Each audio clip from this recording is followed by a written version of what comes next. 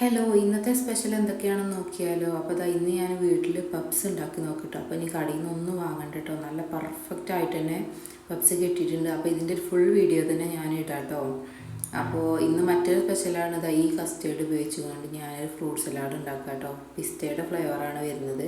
അപ്പോൾ ഇതിനാവശ്യം നമ്മളത്തെ എത്ര പാലുള്ളതെന്ന് വെച്ചാൽ അത്രയും നമുക്ക് ഉപയോഗിക്കാം കേട്ടോ.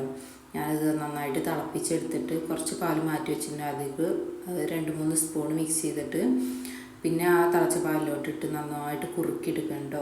നന്നായിട്ട് കുറുക്കി കിട്ടണമെങ്കിൽ അത്രയും ഇതാക്കാം, ഇല്ലെങ്കിൽ കുറച്ച് വെള്ളം പോലെയാണെങ്കിൽ അങ്ങനെയും ചെയ്യാം കേട്ടോ. ഞാൻ നന്നായിട്ട് കുറുക്കി എടുക്കുന്നില്ല, കുറച്ചൊരു ലൂസായിട്ടാണ് എടുക്കുന്നത്. അപ്പോൾ നമ്മുടെ കയ്യിലുള്ള കുറച്ച് ഫ്രൂട്ട്സൊക്കെ പാടെ ചേർത്തിട്ടാട്ടോ ഞാൻ ഉണ്ടാക്കുന്നത്. അപ്പോൾ ഇനി ഇതൊക്കെ ചേർത്തിട്ട് നന്നായിട്ട് തണുപ്പിച്ചെടുക്കണം കേട്ടോ.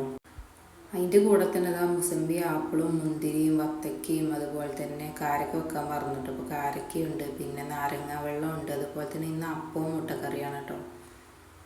നമ്മുടെ വീഡിയോസ് ഇഷ്ടപ്പെടുന്നത് നമ്മുടെ ചാനലിൽ കൂടെ ഒന്ന് സബ്സ്ക്രൈബ് ചെയ്യണേ.